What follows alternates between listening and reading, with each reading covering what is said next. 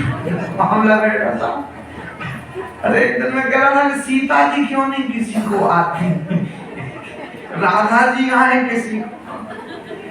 ठीक है, अच्छा है, जैसा उनकी श्रद्धा भाव को नमन है, हमारा प्रणाम है। इन माताओं से ही भक्ति है और क्या है, माताओं को प्रणाम, भक्ति को प्रणाम। भगवान ने संसार को क्यों बनाया है? बोले भगवान ने संसार बनाया है अपनी क्रीड़ा के लिए, अपने खेल के लिए। भगवान तो खेल खेल रहे हैं।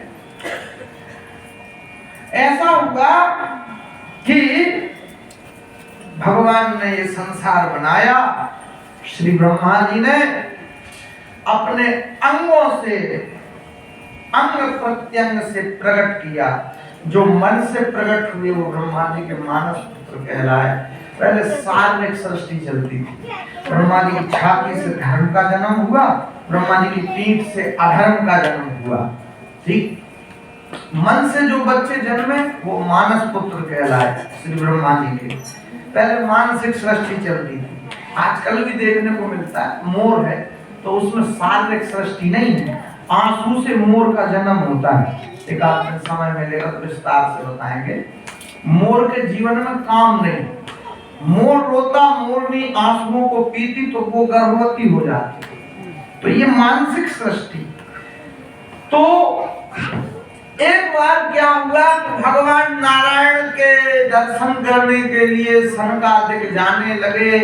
तो भगवान के दो द्वारपाल, एक का नाम जय, दूसरे का नाम विजय, उन्होंने संतों को दर्शन करने से रोक दिया।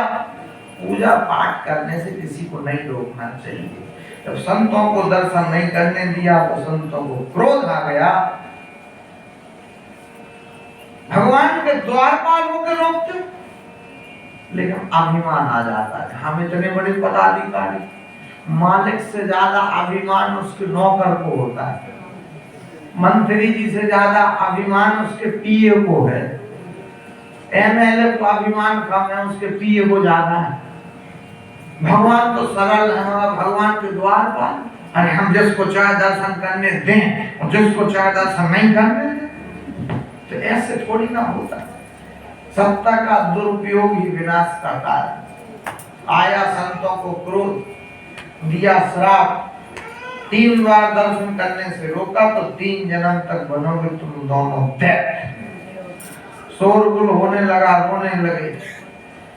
भगवान बाहर निकले, इन भगवान के दर्शन करने से रोका था। अब यही भगवान अवतार लेंगे और तुम्हें मारेंगे तब तुम मुक्त हो पाओगे। वही सतयुग में हिरण्याक्ष हिरण्यकश्यप बने, वही त्रेता युग में राम और कुंभकर्ण बने, वही द्वापर युग में दंतवक्र और शिशुपाल बन गए। कश्यप ऋषि की 2 पत्नियां थी, एक का नाम था दिति और दूसरे का नाम था अदिति।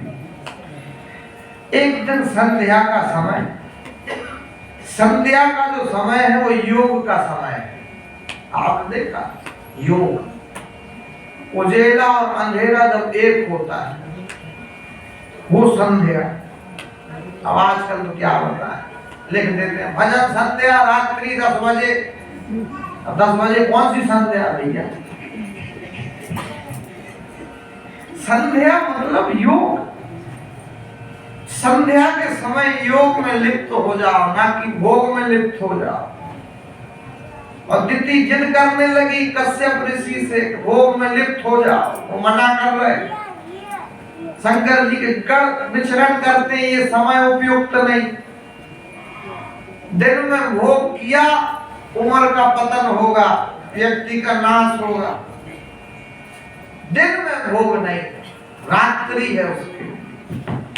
किंतु संध्या के समय जब योग को छोड़ करके भोग में ही लिप्त हो गए, इसी कारण से घर में असुर पुत्रों का जन्म हो गया। 2 पुत्र हुए दिति के, हिरण्याक्ष और हिरण्यकश्यप, ये राक्षस। तुम्हारे साथ घटना जो घट रही है, हर चीज का फर्क पड़ता है।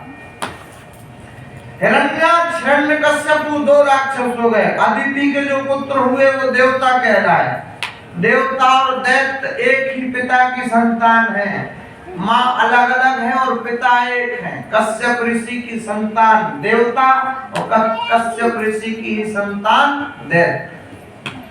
तो दिति के दो पुत्र हुए, हिरण्याक्ष और हिरण्यकश्यप। हिरण्याक्ष इतना पावरफुल था, इतना शक्तिशाली था, उसके सामने कोई देवता टिकता नहीं। उठा के गदा प्रहार करता, गर्जनाएं करता, हमसे लड़ो, और कोई देवता सामने नहीं आता। इसने अपने बाहुबल से पृथ्वी को उठाया, ले गया, समुद्र में छुपा दिया। ब्रह्मा जी ने दाएं भाग से मनु को प्रकट किया, वाम भाग से शत्रुपा को प्रकट किया। तुम रहो, सृष्टि का निर्माण करो, सृष्टि को बढ़ा। कहाँ रहे? पृथ्वी पर। पृथ्वी कहाँ है? पता ही नहीं। ब्रह्मा जी चकित हो गए कि पृथ्वी का ही पता नहीं चल रहा, कहाँ गई पृथ्वी। उस समय के मीडिया के प्रमुख थे श्री नारद। नारद जी ने कहा कि हमें पता है पृथ्वी कहाँ है। कहाँ है? हिरण्याक्ष नाम का दैत्य पृथ्वी को उठा के ले गया और पानी में पृथ्वी को छुपा दिया।